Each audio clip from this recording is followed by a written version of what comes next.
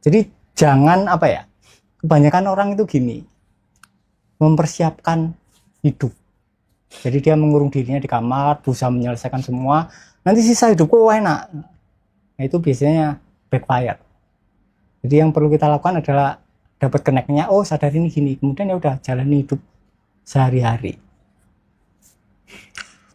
Berarti kalau kemudian kita udah berada di situ, Tuhan nggak ada dong Mas Riko ya? Yes. Jadi mana Tuhannya? Gimana Tuhannya? Nah itu. Adanya ketuhanan ya Mas Riko ya?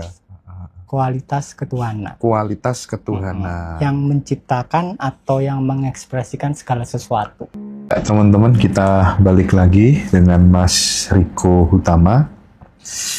Mas Riko, menyambung pertanyaan tadi ya soal kematian. Kita tahu kan banyak orang yang dibayang-bayangi dengan ketakutan, kecemasan akan kematian gitu kan.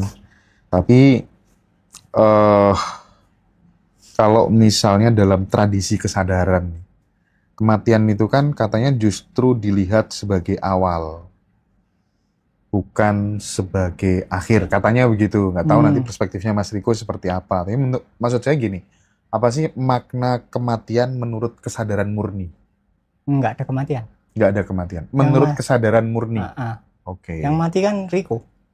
Identitasnya, ekspresinya. Ombaknya tenggelam. Tapi lautnya itu tetap ada ya gitu-gitu aja. Jadi tidak mempengaruhi apapun. Karena fenomena kematian dan kelahiran itu terjadi di dalam kesadaran. Terjadi di dalam kesadaran. Ya kan? Jadi sumbernya adalah kesadaran, fenomenanya adalah kehidupan dan kematian, kelahiran dan kematian. Ya tapi memang kalau semua diarahkan balik ke kesadaran itu ya semuanya tidak ada sih. Event itu adalah kelahiran, kematian. Tapi masalahnya kan ketika kita di posisi Riko, di posisi Hendra gitu kan, melihat banyak kejadian, kematian secara fisik, secara tubuh, ini justru merupakan awal. Kan banyak ya dalam kacamata spiritual orang mengatakan bahwa mudah-mudahan nanti tidak lahir lagi lah, mudah-mudahan ini yang terakhir dan lain sebagainya. Kalau dilihat dari sisi itu gimana? Bagi konsep itu merupakan awal karena mereka masih teridentifikasi dengan Riko. Identitas atau jiwa. Bukan dengan kesadaran. Ketika kalian benar-benar hadir sebagai kesadaran, setidaknya 1 jam aja lah sehari. Kalian kan tahu bahwa kematian tidak benar-benar ada. Hanya ilusi bagi kesadaran. Bagi kesadaran. Tapi nyata bagi tubuh kalian. Termasuk identitasnya. Jadi bagi kesadaran yang nggak nyata, nggak ada kematian. Kesadaran sama keheningan itu sesuatu yang sama apa enggak, Mas Riko? Keheningan adalah salah satu kualitas dari kesadaran. Keramaian juga. Oke. Jadi kesadaran itu melingkupi keheningan sekaligus keramaian. Di baliknya tepat. Di baliknya? Tepat. Di belakangnya tepat. Di belakangnya keheningan dan keramaian. Yes. Itulah kesadaran. Oke. Gampang itu, gampang. Gampang pokoknya ya. Oke, ini nih. Kalau kematian adalah pintu, katanya gitu kan. Kalau bagi-bagi yang tadi ya masih terikat dengan identitas ya. Maka pintu menuju apa kan gitu. Apakah kita hanya berpindah ruang atau berpindah kesadaran? Ya, itu pertanyaannya agak ini. Gimana tuh? Jadi gini. Misal ombak itu naik. Kan lahir kemudian turun. Dia turun itu menciptakan energi potensial untuk ombak baru untuk naik. Oke. Tapi bagi lautan ini nggak ada apa-apa. Iya. Nggak ada yang pindah. Iya kan, lautannya tetap di situ. Karena gerakan terjadi di dalam dirinya sendiri. Jadi lautannya nggak pindah. Ombaknya pindah posisi. Tapi ombak yang masuk itu bukan ombak yang keluar. Selama ini yang bikin kita rewel, ribet itu karena fokusnya pada di itu tadi, ombaknya tadi gitu ya. Yang bikin nggak selesai-selesai gitu ya. Selesai, buyar. Muter aja gitu ya. fokus di filmnya bukan di Mm-mm. layarnya Ya, gitu ya betul. Mas Riko ya. Gampang Mas Riko ya. Gampang memang kan. Tinggal dibiasakan. Oke. Jadi yang membuat kita itu takut akan kematian, takut berpisah sama orang-orang yang kita cintai, ya karena kita nggak berada di posisi lautan itu tadi. Yes. Ini, apa yang dimaksud dengan kematian adalah pulang ke rumah keheningan, kan ada istilah kayak gitu. Mm-mm. Apakah keheningan itu tempat keadaan, atau Mm-mm. justru itu adalah inti sebuah keberadaan? Kalau di Jawa kan erat kaitannya ini kan sama pepatah mati sebelum Mati sebelum kan? mati. Jadi kalian harus sadar bahwa kalian adalah kesadaran sebelum raganya mati. Ya kan? Kalau mati ya nggak bisa ikut kan. Jadi itu maknanya adalah kematian tidak memulangkan, hanya ya kembali sebagai kesadaran yang tidak sadar dalam posisi lokalnya. Nah itu susah buat diungkapkan sih. Iya. Kayaknya itu perlu Bingungan. diobrolkan nanti di tanggal 9 lebih dalam ya Mas Joko ya. Oh iya, aku ya mikir gitu ya Mas Joko ya. Nanti ngomong lah gitu Mas Joko ya. Nanti ngobrol kita setelah ini gitu. Aku ya sempet mikir kayak gitu ya. Iya. Ini nih Mas, menjawab pertanyaan teman-teman lagi nih Mas. Teman-teman yang lain silakan kalau misalnya ada beberapa, misalnya case ya, ada kondisi masalah tertentu apa gitu, mungkin nanti bisa saya bantu tanyakan buat Mas Riko. Apakah kematian sejati adalah kematian ego? Jika iya, bagaimana kita mengenali kapan ego mati dan kesadaran mulai mengambil alih? Nah ini, banyakkan orang spiritual itu menganggap ego adalah sesuatu yang jahat dan harus dimusuhi dan dihilangkan. Yes. Kalau nggak ada ego, kalian nggak bisa hidup. Yang perlu digarisbawahi adalah kalian tidak teridentifikasi dengan ego. Wah, aku sadar, egonya adalah ekspresi dari diriku. Tapi ada banyak kemungkinan ego, kalian tinggal milih mau ego yang mana. Setiap ego mempunyai potensi ceritanya masing-masing. Jadi kalau kalian berusaha membunuh ego ya, kalian sedang membunuh bayangan yang aslinya nggak ada. Susah. Iya. Menderita sendiri. Tapi Mas Riko sering menyebut bahwa keheningan itu hidup. Menurut Mas Riko gimana ini? Keheningan itu hidup. Hidup kan? Sumber dari semua ekspresi. Sumber dari semua ekspresi. Sumber dari semua tindakan. Jadi memang hidup, nggak kosong. Jangan dikira ketika ketakutan orang itu gini, nanti ketika aku sadar kosong, hidupku kosong. Enggak, hidup kalian akan lebih berwarna. Mas, gini. Terkait dengan kemudian kita misalnya berada di posisi lautan tadi ya. Kalau bisa seperti itu, kan ada kan kalau orang Jawa ada yang namanya kematian moksa segala macam. Apa itu yang disebut sebagai moksa?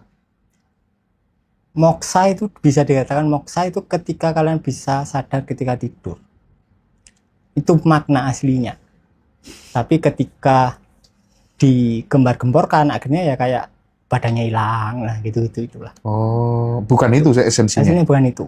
Jadi moksa itu hampir sama dengan turiya. Kalau di tantra. Hampir sama dengan apa? Turiya. Kalau di tantra. Oh. Itu adalah ketika kondisi kalian tetap bisa sadar walaupun tidak ada objek, yaitu kondisi tidur. Ya selesai. Oke. Mau ngapain?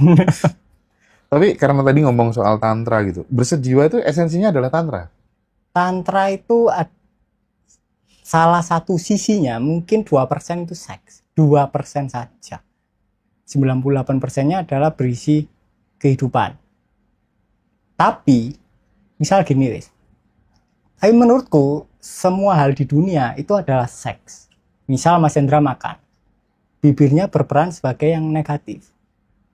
Tangannya, makanannya berperan sebagai positif.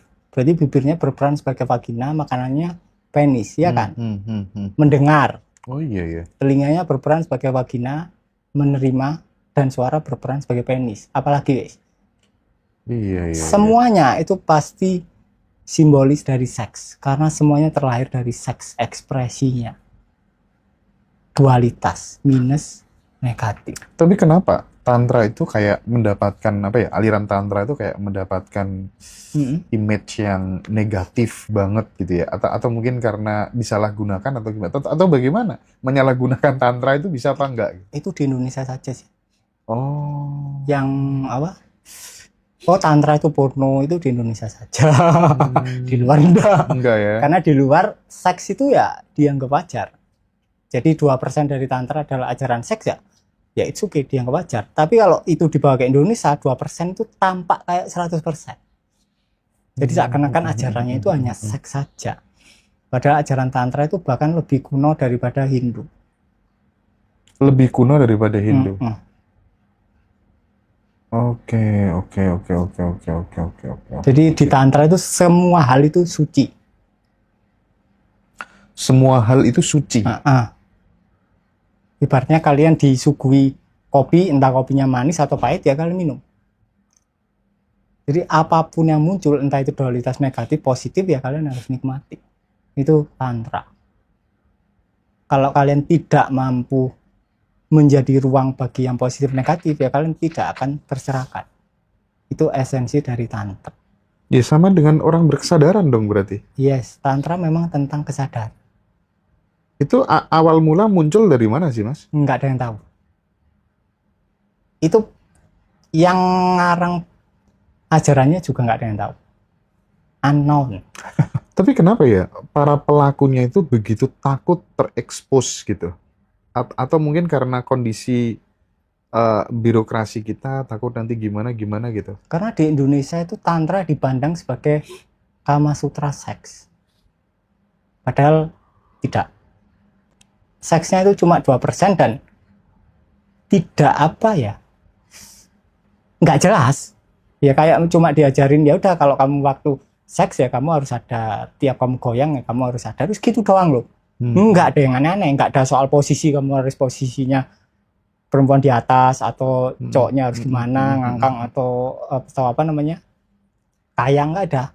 Ya, cuma kalian dituntut sadar di setiap gerakan seks, gitu doang. Kalau nggak salah itu cuma 2 sutra. Lainnya ya bahas kesadaran. Oke. Itu Mas, kalau misalnya ini tentang vale ya, vale orgasme itu ada keterkaitan nggak secara esensial dengan misalnya kayak serat Gatholoco misalnya? Nah, kebetulan aku belum pernah baca serat Gatholoco sih. Gitu. Intinya adalah vale orgasme itu adalah ini. Ya kalau dia kan si tokoh ini kan tidak akan mengeluarkan spermanya kalau kemudian tidak ada motif untuk kemudian lahir sebuah kehidupan baru gitu maksudnya. Oh. Jadi ada ini. Jadi bukan hanya sebatas tidak keluar sperma. Intinya aslinya bukan itu. Tapi vale orgasme itu adalah ketika kalian melakukan seks, doing, kemudian kalian arahkan ke sex being, identitasnya akan lenyap. Kalian tidak akan teridentifikasi dengan Riko ataupun Sinta. Ketika 2 orang hening, yang ada adalah satu kekosongan. Nah, di situ ada penyatuan. Iya. Di situ cinta mulai mereka. Nah, itu vale orgasme. Oke. Jadi kalau intinya sejak lahir sampai sekarang kalian tuh selalu memanifestasikan kehidupan kalian 24 jam. Hanya saja kalian memanifestasikan secara tanpa sadar. Itu bukan sesuatu yang kalian lakukan. Jangan dikira ketika kalian afirmasi baru kalian manifestasi, enggak. Jauh sebelum itu, lewat identitas dan semua ekspresi dari identitas. Makanya kita perlu sadar terlebih dahulu, bangun. Nah itu. Bangun. Yes. Kembali ke fitrah kita semuanya. Gitu ya. Iya. Oke.